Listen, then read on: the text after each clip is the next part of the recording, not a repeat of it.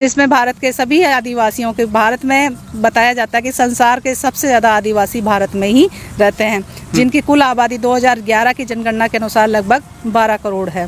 तो 12 करोड़ आबादी को ब्रिटिश शासन व्यवस्था ने एक इंडिविजुअल पहचान दे रखी थी, एक आइडेंटिटी दे रखी थी, कॉलम कोड दे रखा था।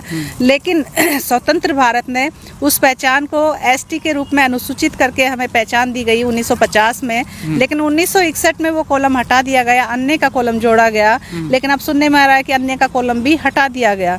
तो हम इस देश के मालिक हैं, मूल वाशिंदे हैं, देश है, प्रथम नागरिक है, तो उनको भी अपनी पहचान दर्ज करने का हक है, क्योंकि संविधान में धर्मनिरपेक्ष राज्य की स्थापना की गई है और सभी धर्मों को समान महत्व दिया गया। और आदिवासी एक ऐसी कौम है, ऐसा समाज है, ऐसा कबीला है, वो हर व्यक्ति को, हर चीज़ को समान महत्व देता है, चाहे प्रकृति हो या जीव जंतु हो या पत्थर पहाड़ हो, जंगल नदियाँ हो, हर वस्तु को, हर इंसान को, हर जानवर को समान महत्व देता है। तो उन्होंने सब धर्मों को भी समान महत्व दिया है। आपने उठा के देख लीजिए उदाहरण, आदिवासी ने कभी किसी धर्म का विरोध नहीं किया हो, चाहे मंदिर हो, चाहे मस्जिद हो, चाहे गिरजे हो, चाहे चर्च हो, चाहे गुरुद्वारे हो। लेकिन आदिवासी आज अपनी पहचान के लिए कॉलम कोड मांग रहा है, तो आदिवासियों का विरोध क्यों हो रहा है? क्यों आरएसएस और बीजेपी और ये इतने शक्तिवाहिनी या धर्म संगठन क्यों विरोध में आ रहे हैं? क्यों मोहन भागवत बोल रहे हैं कि आदिवासियों को अपना धर्म कोड हिंदू लिखना चाहिए? क्यों योगी सरकार कहती है कि सभी मूल निवासी को हिंदू में ही डालना चाहिए? क्यों मतलब आरएसएस और बीजेपी इस तरीके के हथकंडे अपना रही है कि आदिवासियों का धर्मांतरण किया जाना चाहिए? तो मैं उन सरकार को भी कहना चाहूँगी कि हम आदिवासी हैं, हम अपनी मूल अवस्था में आज भी हैं। हजारों सालों में आपने हमारा धर्मांतरण किया, बहुत सारी चीज़ें बदली है, लेकिन आज भी हम अपनी मूल पहचान के साथ जीवित है, हमारा स्वाभिमान जीवित है। और ये ऐतिहासिक अवशेष इसकी गवाही दे रहे हैं। जगह जगह किले हैं, बावड़ियाँ हैं, महल है, कोर्ट है, सब जगह राज व्यवस्थाएँ थी। गोंडवाना में गोंडों का राज था, तो मत्स्य राज में मीनों का राज था, बिलिस्तान में भीलों का राज था, नॉर्थ ईस्ट में जाएंगे तो वहाँ के आदिवासियों के कबीलों का राज था। और इसीलिए हमें संविधान में अनुसूची 5 और 6 विशेष राज्य के दर्जों के रूप में सिर्फ आदिवासियों को ही मिली है, न कि किसी और धर्म संप्रदाय को।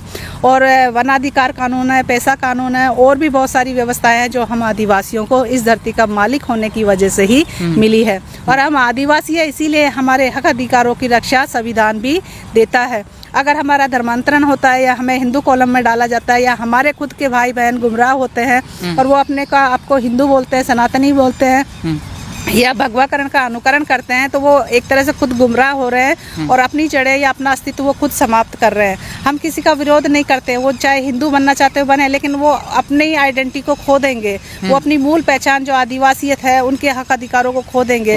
उनके जो अधिकार है शिक्षा में, राजनीति में, या रोजगार में, या जमीन जायदाद, जंगल को बचाने में, वो सारे अधिकार उनसे छीन लिए जाएंगे। क्योंकि सरकार खुद कहेगी कि आप अपने आप को आदिवासी खुद नहीं मानते हैं और आप अपने आप को हिंदू मानते हैं, तो हिंदू होने के नाते आपको ऐसे कोई अधिकार नहीं मिलते हैं। जो जैसे देश जिस धारा पे चल रहा है, एक के राष्ट्र, एक भाषा और एक धर्म की थीम पे, तो वो एक धर्म होने का मतलब है हमारा अस्तित्व समाप्त करना। तो हम नहीं चाहते कि ये देश का मूल मालिक जो इस देश को बनाया है, व्यवस्था किया है, बताया जाता है संविधान में देश का जब निर्माण हुआ था तो सबसे ज़्यादा आदिवासी रियासतें उसमें शामिल हुई थी।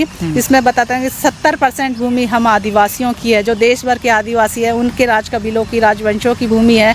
तो हम अपनी पहचान के साथ एक स्थायी कॉलम कोड की मांग कर रहे हैं, ताकि हमारी अपनी पहचान और आने वाली पीढ़ियों की आदिवासियत की जो पहचान है, हमारे पुरखों के जो संघर्ष थे, जो बलिदान थे, उन्होंने जो मतलब इतने कठिन परिश्रम से हमारी पहचान को स्थापित करके हमें आदिवासी के रूप में दर्ज करवाया था या एसटी के रूप में दर्ज करवाया था, उस पहचान को हम आदिवासियत के रूप में, कॉलम कोड के रूप में सरकार से लेना चाहते हैं, ताकि हमारी पहचान स्थायी हो सके। क्योंकि संविधान में जो एसटी अनुसूचित किया गया है वो स्थायी नहीं है, वो कभी भी बदला जा सकता है। ऐसे बहुत सारे उदाहरण देखने को मिले कि कई जनजातियों को एसटी से बाहर निकाला गया। ऐसा छत्तीसगढ़ में भी सुनने में आया, वहाँ 3 जनजातियाँ थी जिनको एसटी सूची से बाहर निकाला गया। नाम अभी मुझे पता नहीं है, जब पता होगा तो मैं बताऊंगी। बाकी उनका धर्मांतरण होने से, हिंदूकरण होने से, उनको अनुसूचित जनजाति के अधिकारों से उनको वंचित कर दिया गया, बेदखल कर दिया गया। तो मैं अपने समाज को भी संदेश या अपने आदिवासी भाई बहनों, युवाओं, बुजुर्गों, माताओं, बहनों, मातृशक्तियों, पितृशक्तियों सबसे अनुरोध करना चाहूँगी कि आप अपने पुरखों के बलिदानों को, संघर्षों को याद कीजिए कि उन्हीं के संघर्षों बलिदानों से हमें आज़ादी मिली थी, उन्हीं से हमें मूल पहचान मिली है, उन्हीं से हमें हक अधिकार मिले हैं।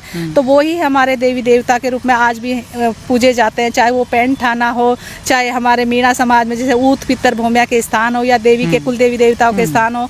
आज ये जो सिंबल आप देख रहे हैं, ये सिंबल हमारे बीना समुदाय में भी ये मातृशक्तियों के रूप में पूजा जाता है। और इसमें आप देख सकते हैं, इसमें जो वेशभूषा है वो आज गोंड उरांव में आज भी वैसे की वैसे ही है। वो छत्तीसगढ़ देख लीजिए, आप MP देख लीजिए, या झारखंड देख लीजिए, वहाँ पर महिलाएं मातृशक्तियाँ ऐसी ही वेशभूषा में थी। ये साथ ही क्यों है? ये 7 मातृशक्तियों के रूप में है। मतलब आदिवासियों में मातृसत्तात्मक व्यवस्था होती है, तो मातृशक्तियों को ही वर्चस्व देते हैं, या उन्हीं का